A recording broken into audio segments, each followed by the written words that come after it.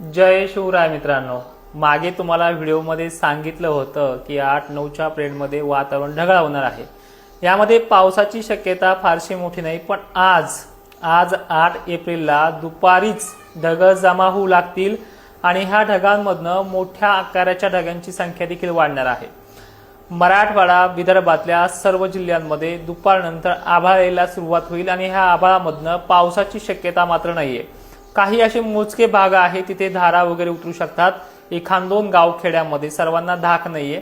लातूर असेल, बुलढाणा जिल्हा असेल, नांदेड असेल, हिंगोली असेल, वाशिम असेल, इकडे परभणी असेल आणि जालन्यात सुद्धा। कारण सुद्धा असं आहे की डब्ल्यूडीचं वातावरण एमपी मध्ये काही भागांना जोरदार ते अतिजोरदार पावसाची नोंद घडणार आहे, ज्यामध्ये चिवंधारा, पुणासा, भिटूळ वगैरे भागांचा समावेश आहे। एकंदरीत अमरावती पासून उत्तरेस 150 ते 200 किलोमीटर अंतरावरती हा पाऊस सक्रिय होतोय।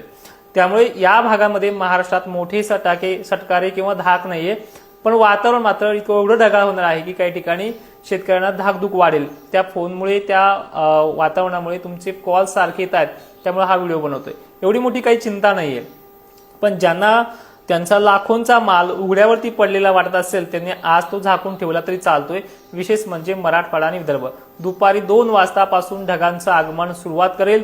इकडे पश्चिम महाराष्ट्रातल्या उत्तरेकडील भागांमध्ये म्हणजे खानदेश, जळगाव, धुळे, संभाजीनगर, अहिल्यानगर, बीड, परभणी, जालनासह विदर्भातल्या सर्व जिल्ह्यामध्ये आणि मराठवाड्यातल्या सर्व जिल्ह्यामध्ये हे वातावरण ढगाळलेलं असणार आहे।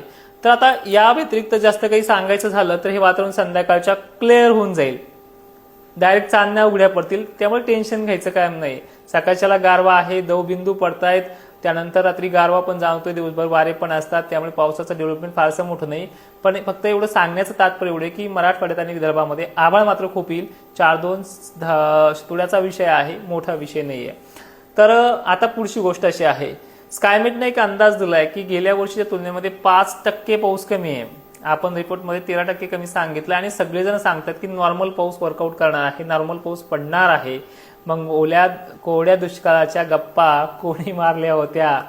जानेवारी पासून जी भूमिका आपली होती तीच भूमिका ठाम आहे येणाऱ्या पावसाळ्याच्या शेवटपर्यंत। पण अनेकांच्या भूमिका बदलताना पाहतायत। कोणी म्हणत होतं आंब्याचा बहार, कोणी म्हणत होतं यंदा अल्निनो आहे। अल्निनो तर आहे, मी पण स्पष्टता सांगतो, पण अल्निनोची तीव्रता किती आहे? जे कोणी म्हणते जून जुलैमध्ये चांगला पाऊस पडेल, नंतर सप्टेंबर नंतर कमी पडेल। कोणी म्हणते जून जुलै कमी आहे, नंतर सप्टेंबरला जास्त पडेल।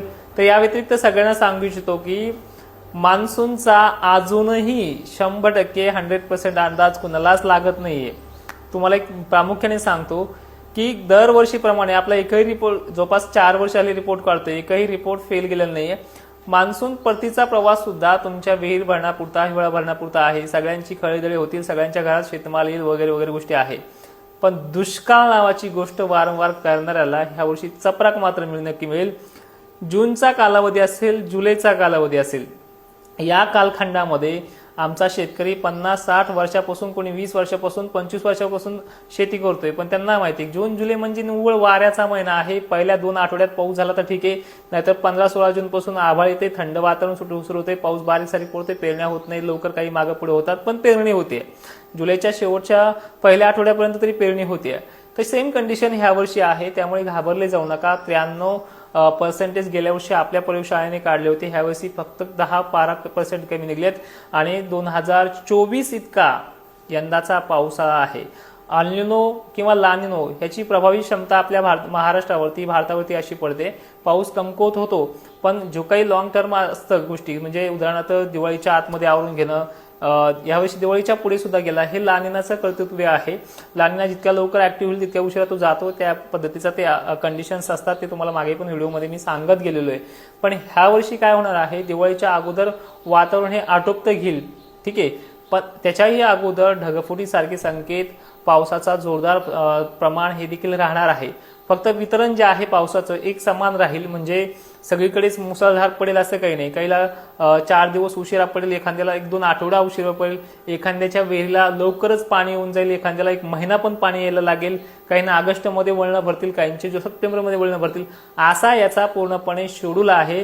तुम्ही फक्त चिंता करू नका। ह्या वर्षी जून जुलैमध्ये एकाचे पितळ आपल्या प्रयोगशाळेकडनं उघडे पाडण्यात येईल आणि सहकार्य महत्वाचे। आता आपले 2 लाख फॉलोअर्स फेसबुकला पूर्ण होतात. फक्त काहीतरी मोजके फॉलोअरची गरज आहे. जे कोणी नवीन असतील त्यांनी फॉलो करून ठेवा आणि आपल्या अंदाजाला जो काही तुमचा पाठिंबा आहे तो लाईकच्या आणि फॉलोच्या माध्यमातून दर्शवा. जय शिवराय. धन्यवाद.